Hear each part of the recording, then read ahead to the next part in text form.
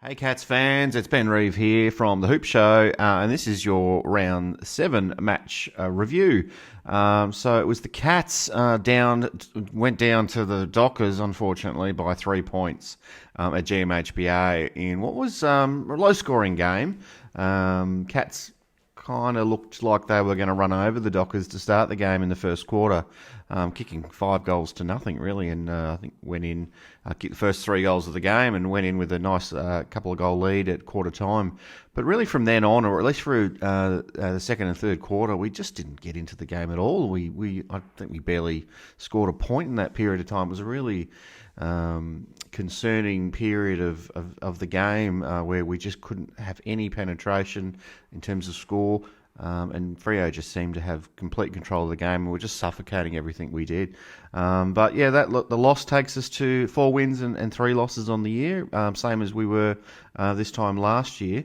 So I guess I don't know how you want to look at that. That can be a positive. We ended up making a prelim last year, so maybe we're going to make a prelim this year. There'll be a lot of you watching this that'll go, no, we're not. But you could have said this, there would have been the same people saying that last year as well. So let's wait and see, hey? I want to talk about the Fremantle defence, or defence if you're from the US, or watch basketball or whatever. It was pretty good. It was pretty impressive. I was noting that watching the game. I was trying to be not completely one-eyed Geelong supporter the whole game and try and see what Freo are doing, because I think they're going to feature at the pointy end of the season. So it'd be good to know what they're all about. And it just seemed that they were really well drilled as a defensive unit. Not many players for me stood out. It was more just the cohesive team effort and suffocating our mids and forwards and just kept getting into their forward 50 over and over and over, and we just couldn't seem to advance it past halfway for much, well, at least for those second and third quarters anyway, and for a fair chunk of the last quarter. It's pretty crazy when you think that we won the first quarter and won the last quarter, yet anyway, Freo just seemed to be on top of us the whole game. So I think I'll keep a bit of a closer eye on Freo moving forward. Yeah, they're what are they, 6-1 now? So clearly, what they're doing seems to be working. I think another 2 weeks is probably when you're really at a point where you can judge how well a side's going. So look, if Cats got GWS next week, if we get up, we 5-3. I don't know how you can sort of score that, but you've really got to start going on a bit of a run now around this midpoint.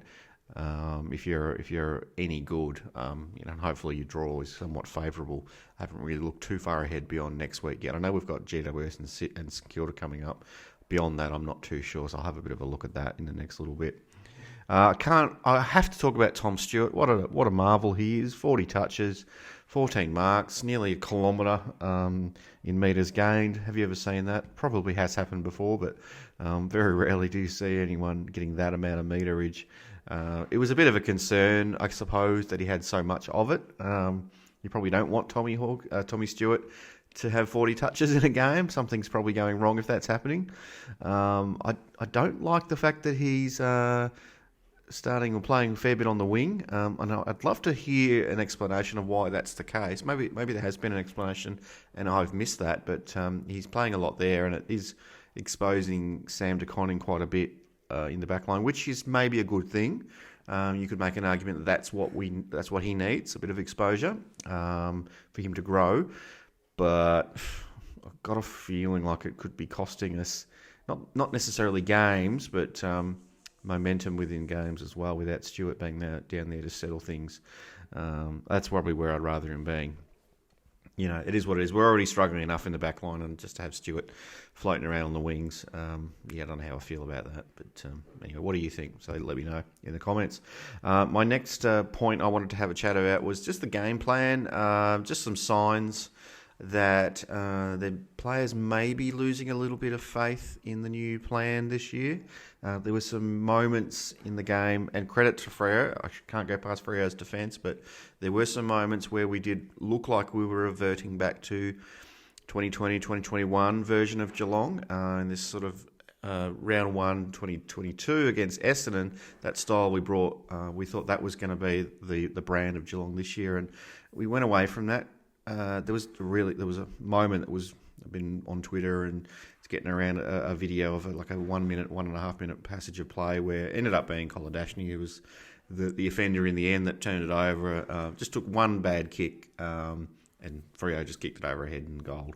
And everyone in the crowd, everyone around me, it was just this collective groan. It was like, here we go again. And I guess you can highlight that moment. And people smarter than me talk about, well, that's still how we play. It's just that we tend to play more of the sort of fast attacking brand. But that's not, we haven't completely eradicated that style of game. Because it can be quite effective at times as well. So not when we're down 3 or 4 goals, I wouldn't have thought. I don't think that's really the time to employ that style. Especially where the game was at. It just felt like the Freo's pressure throughout the day was just forcing us into those situations. The fourth point and the final point I want to make on the game is just a bit of a concern with some injuries are starting to creep in. It just seems to be that we get some players back and then we get another couple getting injured again. It just doesn't seem, the cards don't seem to be being dealt to us in the way we'd like them to be this year so far. It's only 7 rounds in, but there's a couple of players that have really struggled in the first part. Haven't got Menengola on the park yet. We haven't got Rowan on the park yet. Now we've got Stanley and Radigalea who both got injuries. Hopefully Radagalea's ready to come back. I noticed he didn't play in the VFL again on Sunday today. So who knows? Shannon Neal, maybe? I don't know. Blitzarv's permanent ruck option. Radigalea might come back, but we'll wait and see on that one. I'm not too sure, but I am a bit concerned about the number of injuries that we're getting in recent times. Max Holmes, he's not a seasoned player, but I really like what I saw, and I think he's good for our game style. And he's just growing, so I'd hate for him to have a serious injury that sees him miss more than a game or two. Hopefully, hopefully he's back. Hopefully he doesn't miss anything, but I suspect that he'll miss a few. We'll wait and see in the next couple of days about what the injury reports look like. My votes for the game, I gave a single vote to Tyson Stengel. I thought he, with his 3 goals nothing, I think he was involved in a lot of the play, did a lot of really good things, a couple of mistakes here or there, but overall I thought his game was really strong. His tackling was impressive. I hadn't really noticed that side of his game before. I was quite impressed with that. So happy to see that from him. I'd like to see a lot more of that from him moving forward. I think we really need a strong effort in the tackling department next week against GWS. I want to see a bit of want and hunger from the boys after a loss that's probably going to hurt. I wouldn't say it's a terrible loss, but it's a loss that's going to hurt at home against Freo, who we really want to beat those good teams and really sort of dents your confidence a little bit when you can't. So, hopefully Tyson has another great game. It was good on him. Well done for him on putting together another good effort. And I think he's another 3 goals. He's had 4 goals in that game. So he's doing all right in recent weeks. I'm really pleased with him. The 2 votes I gave to Blitzarves. I thought he was competitive all day long. Kicked a couple of really helpful goals, especially that one at the end, which got us within 3 points. But probably more so just the roles he's being asked to play. He's a jack of all trades, really. 1 minute he's in defence, next minute he's kicking goals, and then he's rucking for half the game.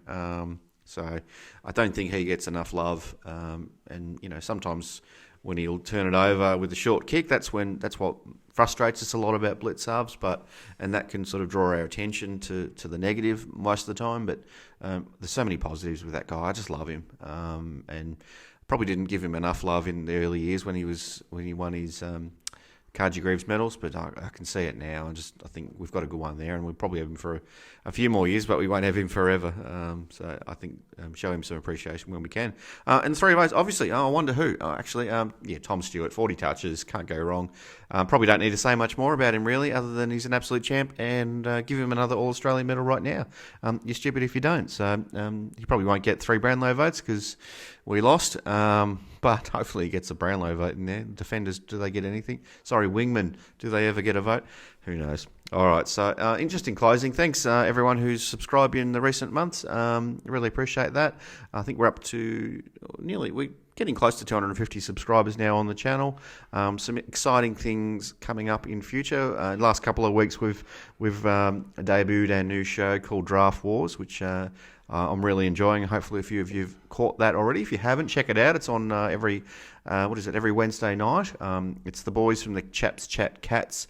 They do like a dream team sort of style show where they randomly pick 4 players each, and they get to sort of steal players off each other and things like that. So it's a bit of fun. We don't take it too serious. It's a bit of variety. If you just want a bit of light entertainment on a Wednesday night, check that one out.